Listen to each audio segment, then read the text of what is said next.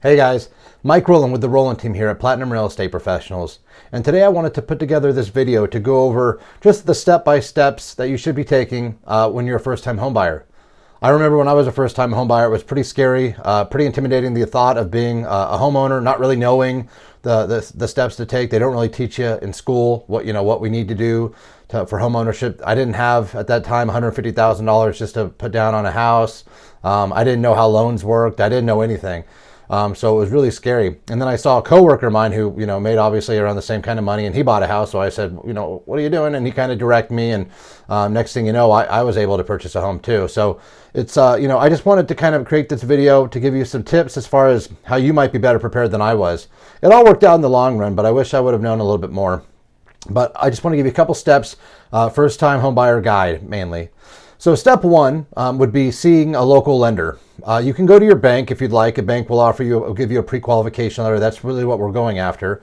However, I would recommend you go with a local lender. If you don't know anybody, a quick little Google search, you'll find a couple reputable companies.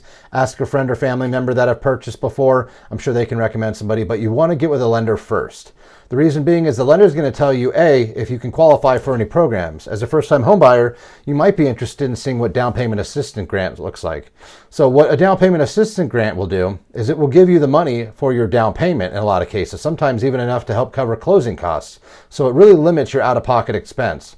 The caveat with that is it does come with an increased interest rate lots of times. So you end up paying for it on the back end, but more often than not, it's a good trade-off because you can always refi down the line, but at the very least, it makes it possible. If you just don't have a couple $1,000s lying around, it opens up the window of opportunity in order to purchase a home.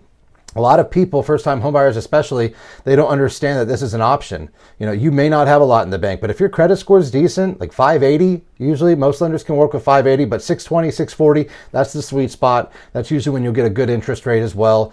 Keep in mind, guys, you're going to be stuck with this interest rate for about 30 years unless you refi, so you want to get it as low as possible. You can refi, of course, down the line as well. These are all possibilities, but keep in mind, as of right now, it's 2020. Interest rates are pretty much at an all-time low. About 25 years ago, 30 years ago, interest rates were in the double digits. Now we're looking at low threes, sometimes even in the twos. It's insane. It's the lowest they've been in years. But as the past couple of years, really, the interest rates have been quite low. That mixed with down payment assistance grants, it really makes home ownership a possibility. Also, if you compare that to renting, it's not even an equation because you're building equity too. You're paying down your mortgage. And then at the same time, your equity should be rising if the market continues to trend upwards. That's a completely different video, but really wanted to just kind of stress to you, down payment assistance grants. They're out there. There's a lot of them, and they're constantly coming out with newer ones. So get with a lender and talk to them about their options. A bank typically will not offer you as many programs, so talk to a lender, and I'd recommend talking to multiple lenders because then you can shop around.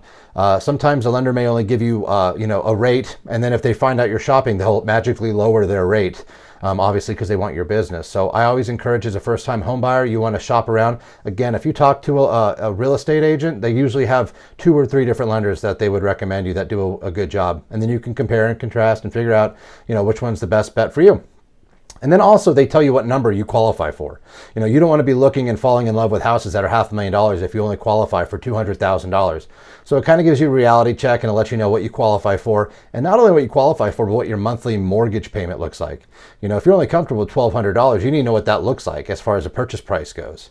And there's a lot of other things too. There's closing costs to consider. That's about 2% typically, give or take. A lot of markets, not the one that we find ourselves in currently, but that could change in a month, you never know, where the sellers are actually offering to pay for buyers' closing costs. So you look at down payment assistance that a grant could cover, and then you have the seller paying your closing costs. You're moving in pretty cheap at that stage.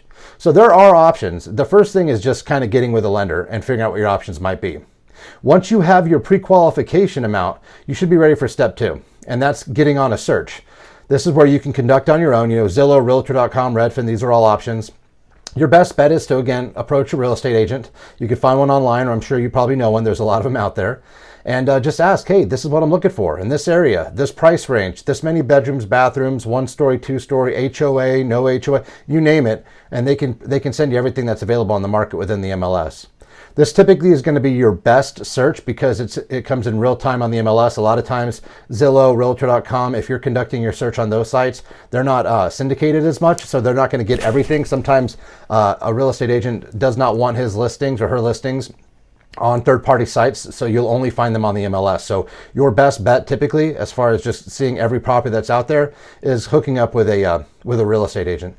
So, that's when the fun stuff happens. That's typically when, you meet someone like me, hey, you're pre-qualified. Awesome. What's the amount? Cool. Let's get you on a search. Let's go home shopping. You go see a couple, you see some, I don't like this one. Oh, it's not what I expected. Oh, it's a bit too small. You go in there and eventually you find the right one, hopefully. And that's when you make your offer, and then, we've got digital signatures now. It makes it pretty easy. You don't even have to come to the office. You can sign digitally. And then you have basically the process, the contract stage. Every market's different out here. It's typically 30 to 45 days on a closing, depending, of course, sellers and buyers have to mutually agree, on the closing date. But, typically it's 30 to 45 days. And so the first 10 days, the first 1/3 of the process is getting your home inspection. It's considered your due diligence period. That is your time to do a home inspection to make sure that the property is not falling apart. That's your time to make sure that the commute to work is appropriate. It's a good point in time to make sure that your neighbor's not a serial killer. It's your due diligence, and you can cancel for whatever reason within your due diligence. So you do have time to make sure that the property is for you. You can request repairs based off the home inspection report. Sometimes you can waive it if the property's condition is you're satisfied with it. But you do have that. The following 10 days is typically when you're getting your loan stuff in order. Your lender is going to be probably calling you over and over again asking for additional documentation. It's not because he likes to drive you crazy. A lot of the times it's just because there's an underwriter that's picking apart your file and they need more documents to prove that you're good for the money that you are requesting to borrow. So that's the next 10 days. That can be a little bit annoying, but just be prepared for it. Getting your W-2s, tax returns, pay stubs, all that fun stuff to your lender in a timely fashion. And then the property will be appraised. Appraisal typically costs about $500. A home inspection also is, by the way, around $300. So those are out-of-pocket expenses. They cannot be rolled into the loan. So you may qualify for down payment assistance. You may have the seller pay your closing costs, but you're still going to want to have a couple $100 laying around to put down. Obviously, you need some money to move in. Movers, in general, moving can be quite expensive. So be prepared to have some money saved, but also take advantage of, the situation of the market and the grants that are available. But again, so home inspections $300, appraisals $500. What an appraisal is basically they send out somebody, he's an appraiser or she's an appraiser, and goes out there to verify that the amount you're requesting to borrow against this house to purchase, they're making sure that it's worth that. They don't want to give you $500,000 to buy a property that's only worth $200,000. So when people are sometimes worried about overpaying, you should have a good real estate agent that's running numbers for you. But at the same time, the property will have to appraise. So that's also kind of your safety net as well, something to consider. And then usually what happens is the property comes in. Let's just say you're in contract for $300,000 and the property appraises for $295,000. Most of the times the sellers will just reduce, but that's not a guarantee. Sometimes, and unfortunately, they will say, no, I want all three. You'd have to pay that difference. If it appraised at $290,000, you'd have to come out of pocket $10,000. So that's not a good time. That's why it's always important to have a good real estate agent to make sure that you're in the property for the amount that it should appraise for. Again, that's why real estate agents are very important to have. But again, just some notes there. It'll have to appraise at value. Sometimes they will reduce, the sellers will reduce to match appraisal, but it's not a guarantee. So just make sure you get in it at a price that it should appraise. And if it's in a good market where it's a buyer's market, you don't have to worry about that because you should be getting a good value on it. But again, just something to consider. And then the next 10 days of those 30 days is pretty much the closing days. That's when you're wrapping up the loan, you're getting final loan approval. That's the point when you're going to do your final walkthrough. If you requested repairs, you might want to have the company that did the inspection go back and do a re-inspection. Typically, they're not doing the whole house again. They're just verifying the repairs that you requested. And if the seller agreed to repair it, they want to make sure that they were done adequately. And then you do a final walkthrough, right? That generally takes about 15-20 minutes. It's with your agent. Walk the property, make sure no damage occurred, the house didn't burn down in the meantime, just to verify the property is as is condition that you had, that you were looking to purchase for. And then it should close. You'd go that day. You'd go at a certain point. You'd sign down at escrow out here in Las Vegas. We have an escrow office. It's not like that, I don't think, everywhere sometimes. But out here, you have an escrow, so you sometimes meet with your agent or your lender and go there and sign. It's like 30 minutes of just signature after signature. It's very tedious. and it feels like you're signing your life away, but you're just signing off on everything. And then, later that day or in the next coming days, it should record and you'll get keys. It's actually a great time, a great experience. Your mortgage isn't due for, so let's just say you close in March. Well, it skips a month. So your mortgage wouldn't be due till May. So that's kind of a cool little thing. So if, you've been saving up or, had to put some money down, it does help. It kind of floats you a bit. But then at that point, you should also, something to consider, if usually, and I always ask for my clients to get a home warranty. The home warranty will cover your home for a year. They're not the best, right? They usually put Band-Aids on things, but it's like an insurance policy.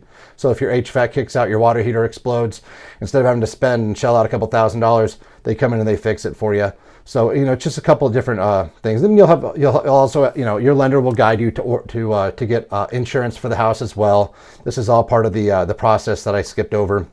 But this is part of the loan stuff as well. But, it's actually quite easy. The first step is just actually, starting the process and getting with a lender, or get with a real estate agent. I'm sure that they will get you with a lender.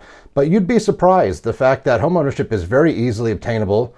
People seem to be scared because the idea just sounds so crazy, or they think they need to come up with cash. It's like, no, you don't have to do this. There's a lot of options out there for you.